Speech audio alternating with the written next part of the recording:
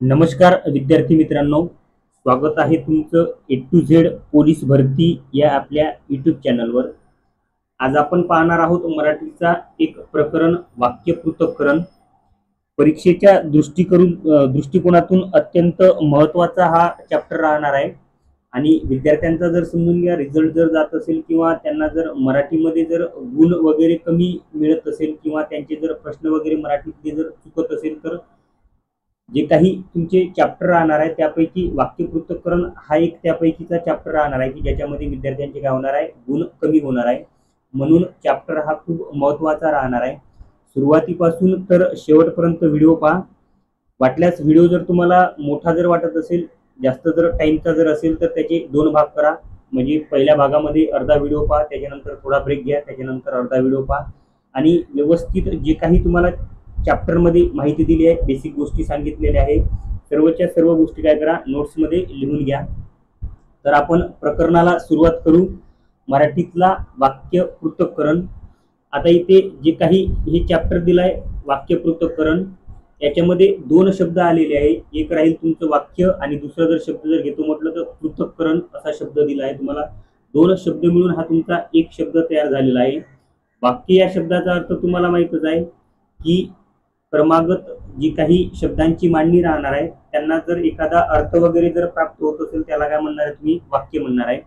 आणि पृथक्करण या शब्दाचा अर्थ जर विचारला किंवा पृथक या शब्दाचा अर्थ जर विचारला तर याचा अर्थ राहणार आहे वेगळे करणे। याचा अर्थ काय राहणार आहे, वेगळे करणे।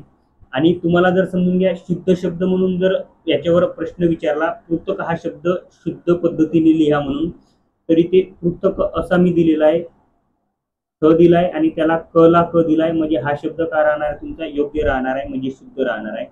या पद्धतीने जर दिला असेल, बरेच समजून घ्या युट्यूबवर व्हिडिओ वगैरे असतील किंवा तुम्ही नोट्स वगैरे जर पाहिली असेल तर काही ठिकाणी असा शब्द दिलेला आहे, म्हणजे हा शब्द काय राहणार तुमचा, चुकीचा राहणार आहे। क ला क दिलेला आहे म्हणजे हा एक तुमचा काय राहणार आहे, शुद्ध शब्द। म्हणजे एकदम बेसिक गोष्टी लक्षात ठेवा। पृथक या शब्दाचा अर्थ जर विचारला तर त्याचा अर्थ राहणार आहे वेगळे करणे, आणि वाक्य जर म्हटलं याचा अर्थ तुम्हाला माहित राहणार आहे की क्रमागत शब्दांची जी काही मांडणी राहणार आहे त्यांना जर एखादा अर्थ प्राप्त होत असेल तर त्याला म्हणणार तुम्ही वाक्य म्हणणार आहे। आता वाक्य पृथक्करण जे काही तुमचं चॅप्टर राहणार आहे याच्यामध्ये कोणकोणत्या गोष्टी येणार आहे म्हटलं तर याच्यामध्ये एक तुमचं मूळ उद्देश येईल, म्हणजे मूळ हा शब्द नाही घेतला तरी चालेल। उद्देश या शब्दाचा अर्थ जर घेतो म्हटलं तर याचा अर्थ राहणार आहे कर्ता, म्हणजे कर्ता म्हणा किंवा उद्देश म्हणा, या दोन्ही गोष्टी एकच राहणार आहे। म्हणजे उद्देश म्हणजेच काय राहणार आहे, कर्ता राहणार आहे। उद्देश विस्तार म्हणजे कर्त्याच्या अगोदर जे काही शब्द येतील, एखादं समजून घ्या तुम्हाला वाक्य वगैरे जर देतो म्हटलं, इकडे देत आहे तुम्हाला समजून घ्या 5 टोप्या असं दोन शब्द लिहितो। इथे टोप्या जे काही दिलाय हे तुम्हाला नाव दिलाय, तुम्ही नाम म्हणता, आणि याच्या अगोदर हा जो काही शब्द आलेला आहे 5, तो टोप्याबद्दल माहिती देत आहे, म्हणजे तो काय राहणार तुमचा विशेषण राहणार आहे। मग हा कोणता विशेषण म्हटलं तर तुम्ही म्हणणार आहे अधिविशेषण। याच्या आधी आलेला म्हणजे काय राहणार आहे, अधिविशेषण। मग उद्देश विस्तार म्हणजे याच्यामध्ये काय दिलेलं राहते, एखादा तुम्हाला शब्द दिलेला राहतो किंवा वाक्यामध्ये कर्ता जो काही राहणार आहे, कर्त्याच्या अगोदर जे काही शब्द येत असतील आणि ते शब्द जर कर्त्याबद्दल माहिती देत असतील तर ते काय राहणार तुमचे उद्देश विस्तार मध्ये येणार आहे। म्हणजे तुम्ही याला म्हणू शकता की अधिविशेषण। याला काय म्हणणार आहे तुम्ही, अधिविशेषण। उद्देश म्हणजे कर्ता आणि उद्देश विस्तार म्हणजे अधिविशेषण राहणार आहे की जे कर्त्याबद्दल काय देणार आहे, माहिती देणार आहे आणि कर्त्याच्या अगोदर येणार आहे। इकडे जे काही दिलेलं आहे, इकडे मूळ विधेय दिलाय। आता विधेय म्हणजे काय म्हटलं तर विधेय म्हणजे राहणार आहे क्रियापद। विधेय म्हणजे काय राहणार आहे, क्रियापद। विधेय विस्तारक, आता विस्तार म्हणजे तुम्हाला अगोदर सांगितलंय की विशेषण असायला पाहिजे। मग विधेय जर म्हटलं तर क्रियापद होईल, आणि क्रियापदाचे विशेषण जर म्हटलं तर क्रियापदाबद्दल जे काही शब्द माहिती देत आहे म्हणजे ते शब्द राहणार आहे क्रियाविशेषण।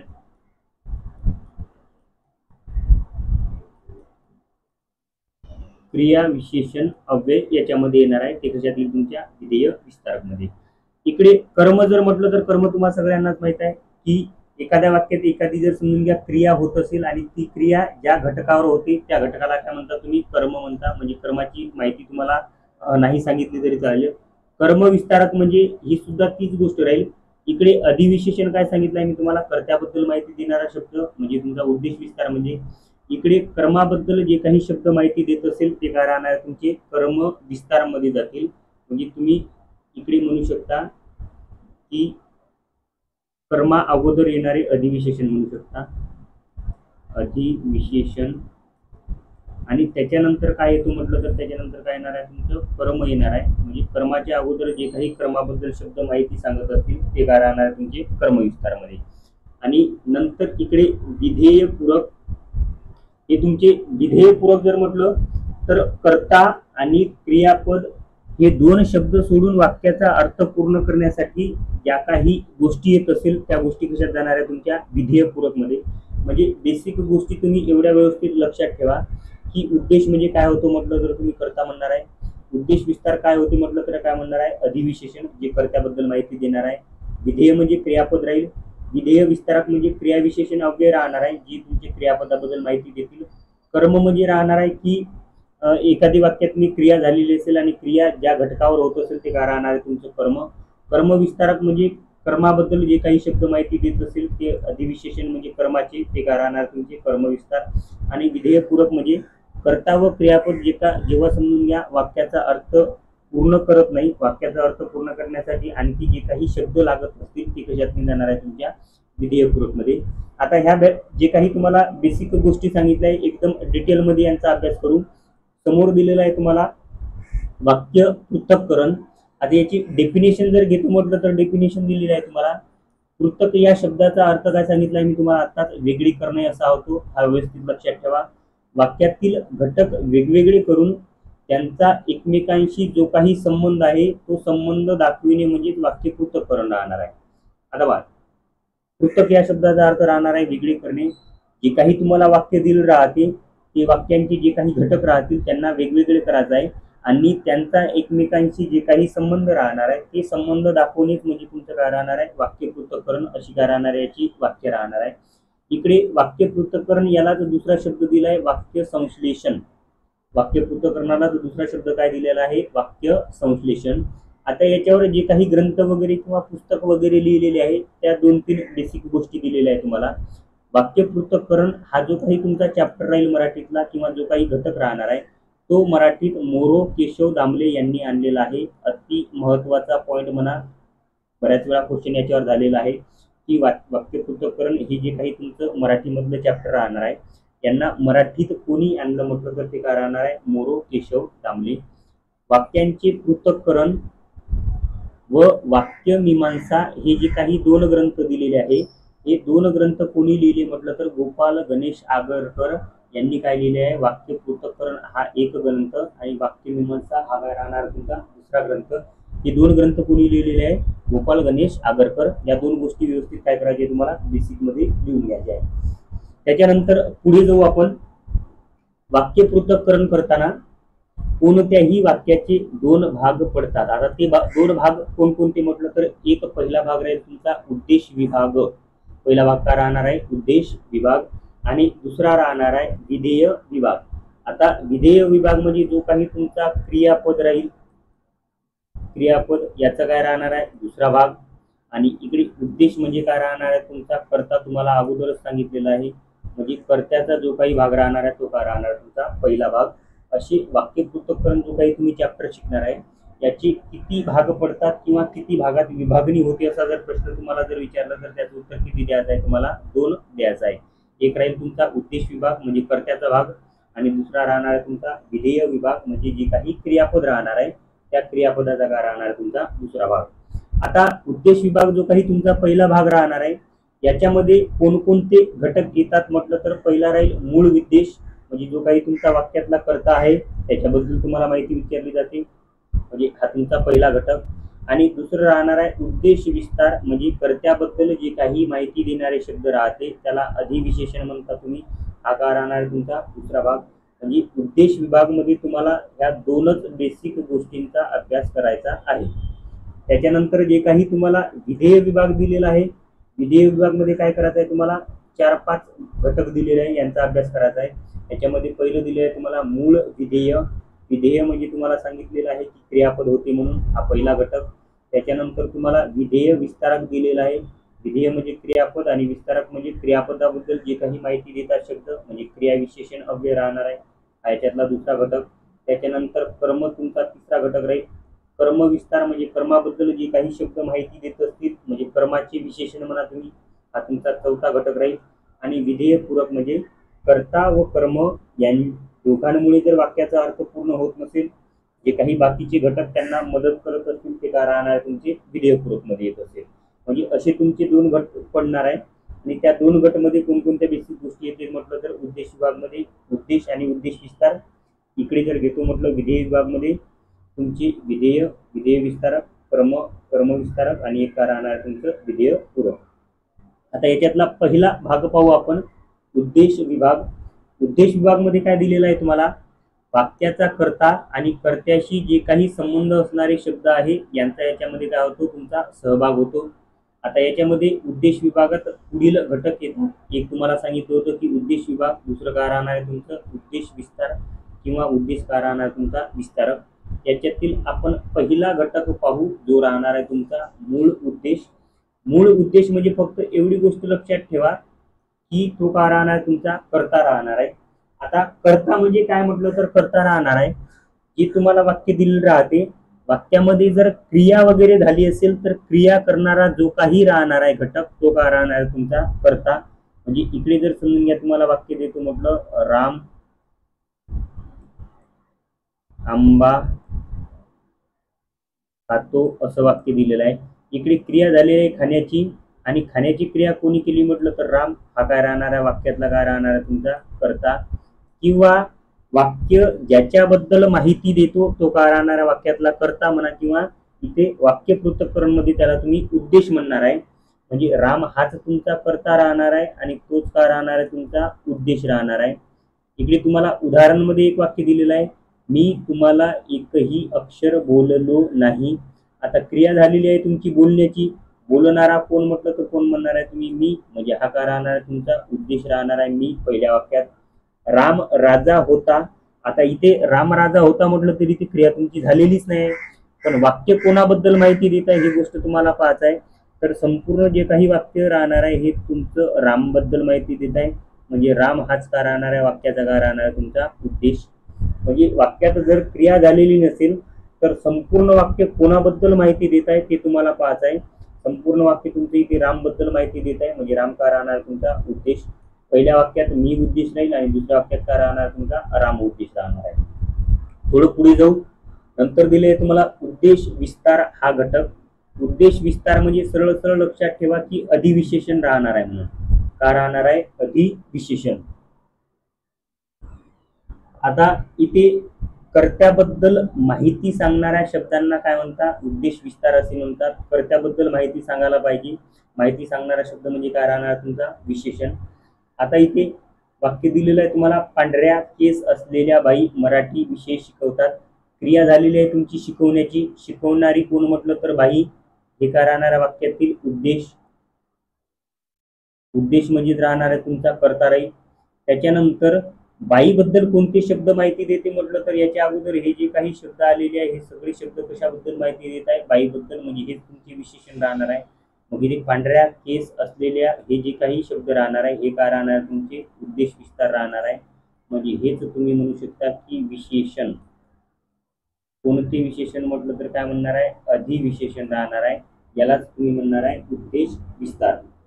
दुसरा वाक्य दिलं आहे तुम्हाला, त्याचा धाकटा मुलगा आज क्रिकेटच्या सामन्यात चांगला खेळला. क्रिया झाली आहे तुमची खेळण्याची, खेळणारा कोण म्हटलं तर मुलगा, हा तुमचा उद्देश. इथे मुलगा काय दिले आहे तुम्हाला उद्देश. मुलगाच्या अगोदर जे काही शब्द आलेले आहे हे तुमचे उद्देश विस्तार मध्ये टाकून द्यायचे. इकडे पहा बाईच्या अगोदर जे काही शब्द आले उद्देश विस्तार, इथे मुलगाच्या अगोदर म्हणजे कर्त्याच्या अगोदर येत आहे सरळ सरळ उद्देश विस्तार. म्हणजे मुलगाच्या अगोदर आलाय त्याचा धाकटा, म्हणजे हे काय राहणार आहे तुमचे उद्देश विस्तार राहणार आहे.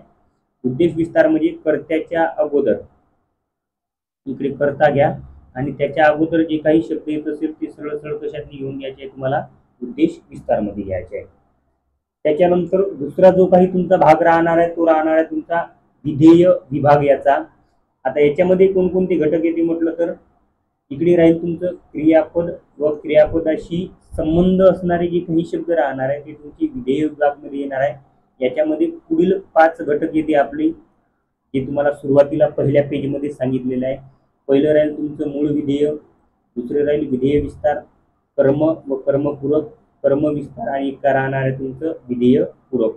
नंतर तुमचा आधारपूरक वगैरे आणखी याच्यामध्ये गोष्टी येणारच आहे.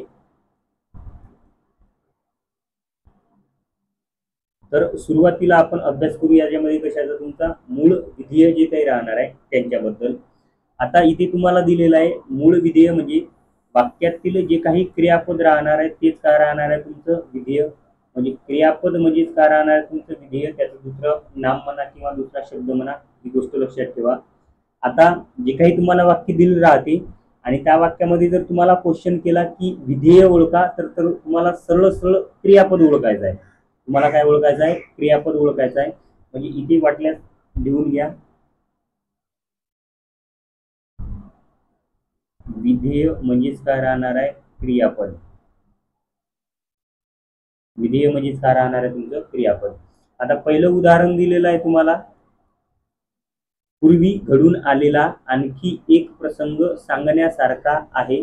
याच्यातील क्रियापद ओळखा जर म्हटलं तर तुम्ही सरळ सरळ म्हणणार आहे की आहे हे क्रियापद आहे, म्हणजे हेच काय राहणार आहे तुमचं विधेय राहणार आहे. जे काही तुम्हाला दुसरं वाक्य दिलेलं आहे याच्यामध्ये दिलेलं आहे, दिग्दर्शन अभिनेत्याशी नव्या चित्रपटाबद्दल चर्चा करीत आहे. तुम्हाला जर प्रश्न विचारला की विधेय ओळखा, तर याच्यामधलं क्रियापद राहील म्हणजे विधेय करीत आहे, हेच काय राहणार आहे तुमचं विधेय. हे दोन तुम्हाला उदाहरण दिलेलं आहे. विधेय म्हणजेच क्रियापद होते आणि तुम्हाला विधेय ओळखा असा प्रश्न जर विचारला तर सरळ सरळ काय ओळखायचं आहे, तुम्हाला क्रियापद ओळखायचं आहे.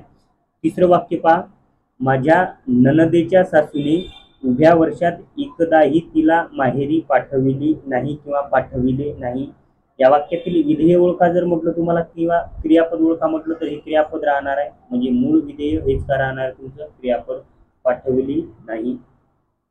जे काही तुमचं विधेय विभाग राहणार आहे याच्यामध्ये दुसरा घटक पाहून घ्या, विधेय विस्तार. विधेय विस्तार म्हणजे सरळ सरळ तुम्हाला काय करायचं आहे, क्रियापदाबद्दल जे काही माहिती देणारे शब्द आहे त्याला तुम्ही क्रियाविशेषण म्हणता.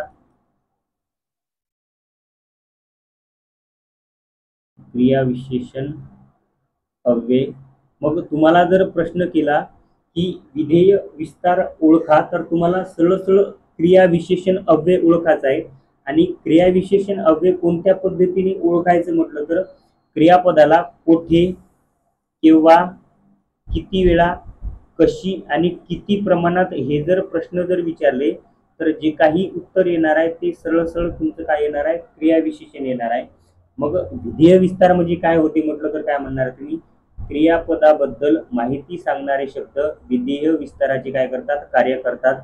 आणि विधेय विस्तार म्हणजे तुमचं क्रियाविशेषण अव्यय राहणार आहे. क्रियाविशेषण अव्यय ओळखण्यासाठी क्रियापदाला कोठे, केव्हा, किती वेळा, कशी आणि किती प्रमाणात हे प्रश्न विचारायचे आहे. मग तुम्हाला उदाहरण दिलेला इथे, त्याचा धाकटा मुलगा क्रिकेटच्या सामन्यात चांगला खेळतो. मग इथे जर विचारलं तुम्हाला विधेय विस्तार ओळखा, तर तुम्हाला काय करायचं आहे, सरळ सरळ क्रियाविशेषण अव्यय ओळखायचा आहे. मग इथे क्रियाविशेषण अव्यय म्हणजेच राहणार आहे की क्रियापदाबद्दल जे काही शब्द तुमची माहिती देतात तेच शब्द राहणार आहे क्रियाविशेषण अव्यय. मग इथे या वाक्यातनी क्रियापद जर घेतो म्हटलं तर क्रियापद कोणतं राहणार आहे तुमचं, खेळतो. क्रियापद कोणतं राहणार आहे तुमचं, खेळतो क्रियापद राहणार आहे. आणि खेळण्याबद्दल कोणकोणते शब्द माहिती देतात तर पाहून घ्या, कधी खेळतो म्हटलं तर काय म्हणणार आहे तुम्ही,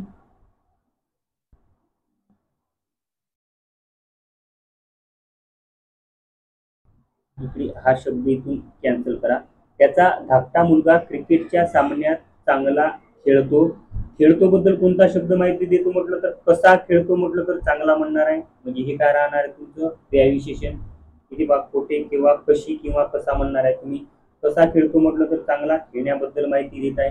त्याच्यानंतर कोठे खेळतो म्हटलं तर क्रिकेटच्या सामन्यात, म्हणजे कोठे जर म्हटलं तिथे पहा हा शब्द सुद्धा तुमचा माहिती देत आहे.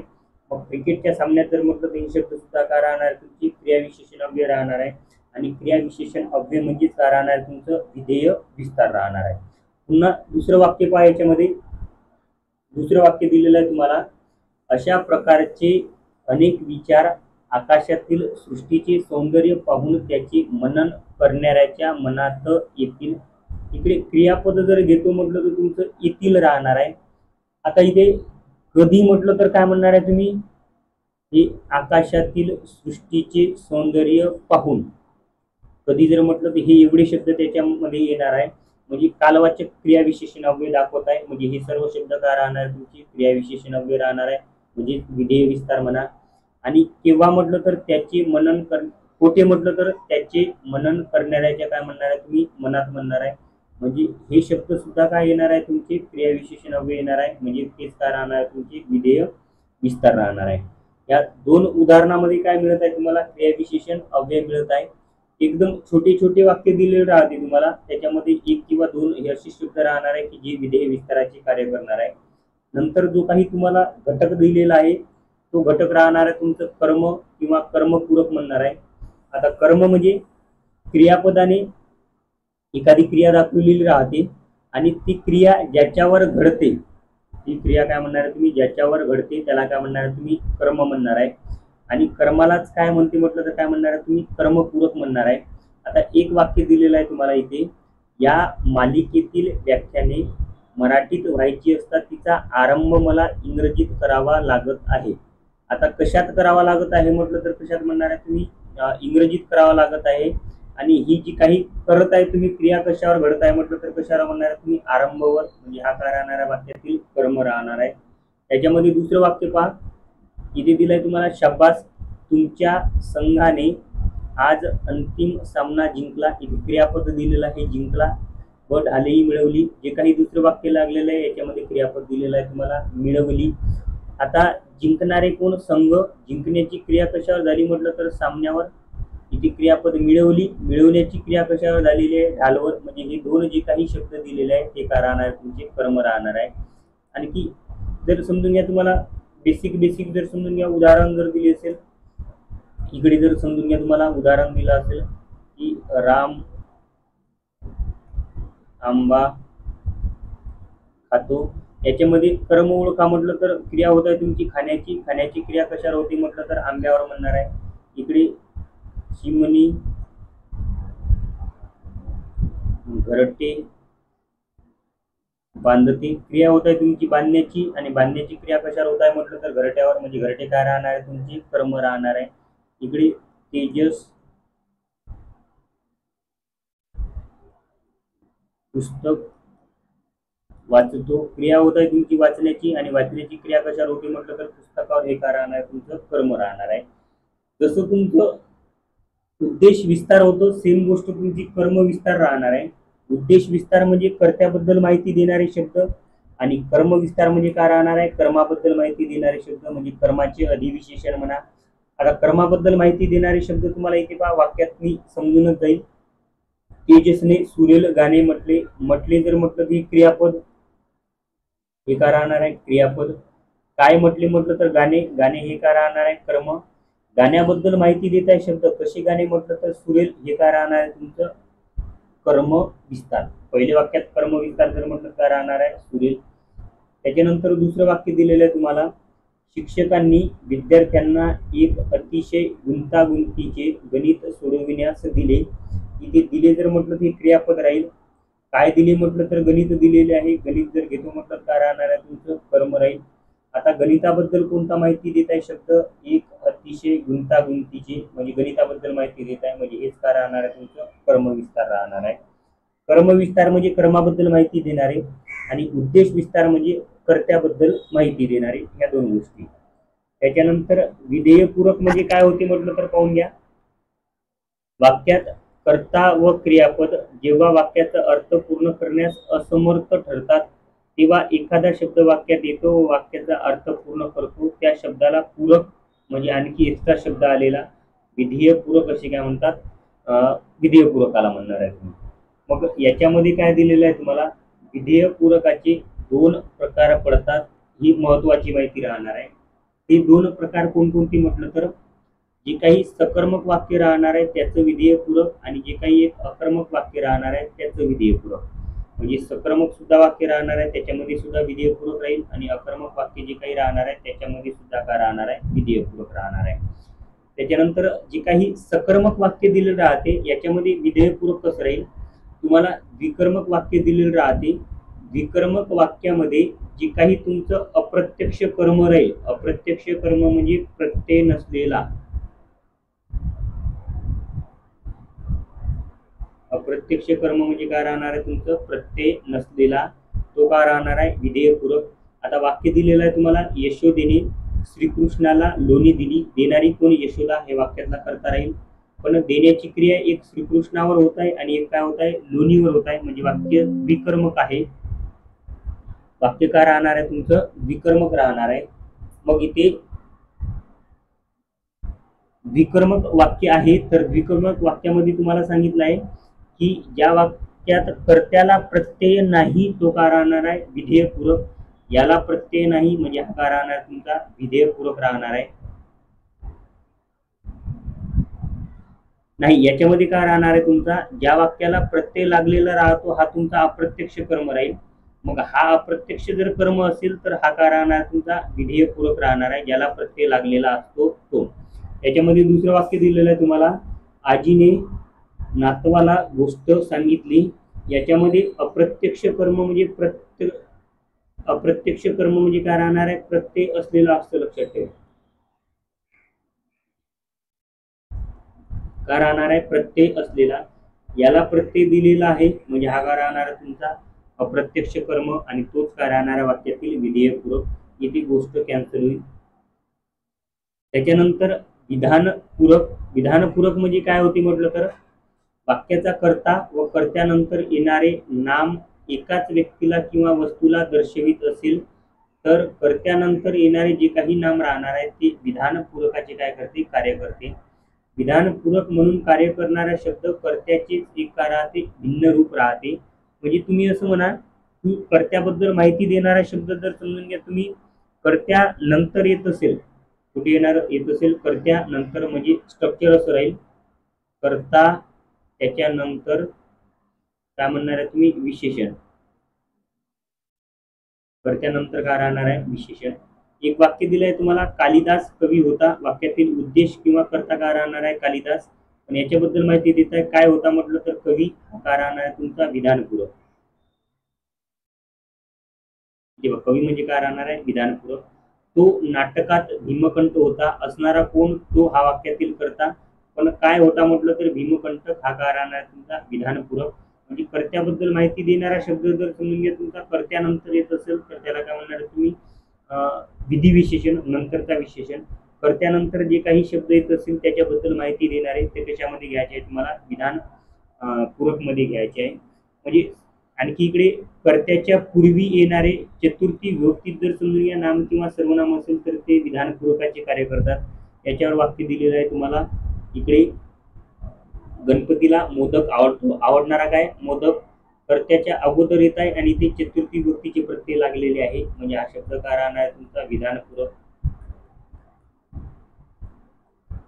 इकडे त्याला मुकुट शोभतो. शोभणारा कोण, मुकुट हा कर्ता, पण त्याच्या अगोदर हा शब्द येत आहे आणि याला चतुर्थीचा विभक्तीचा प्रत्यय लागलेला आहे, म्हणजे हा काय राहणार आहे तुमचा विधानपूरक.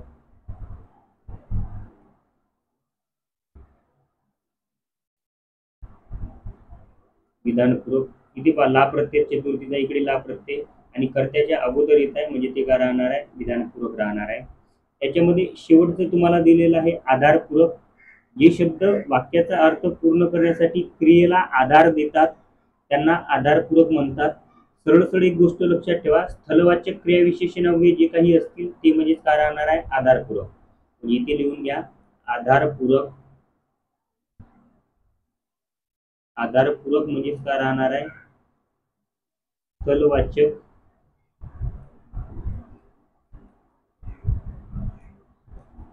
क्रिया विशेषण काय राहणार आहे अव्यय. इकडे पहा, सूर्य इमारती आड झाकला गेला.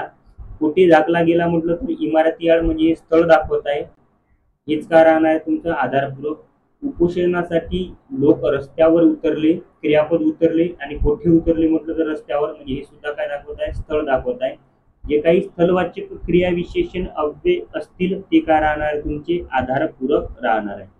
इथे तुमचं जे काही वाक्य पृथक्करण राहणार आहे या चॅप्टर मध्ये बेसिक गोष्टी तुम्हाला सांगितलेल्या आहे. व्यवस्थित नोट्स बनवा आणि जो काही व्हिडिओ तुमचा ज्या वेळेत होत असेल त्याचे 2 भाग बनवा. अर्ध्या भागामध्ये तुमचं समजून घ्या, अर्ध्या वेळेत तुम्ही अर्धा व्हिडिओ पहा, त्याच्यानंतर थोडा ब्रेक घ्या, त्याच्यानंतर काय करायचं आहे तुम्हाला पूर्ण व्हिडिओ पाहायचा आहे. जर व्हिडिओ आवडला असेल तर शेअर करा आणि जास्तीत जास्त विद्यार्थ्यांपर्यंत पोहोचवा. जय हिंद.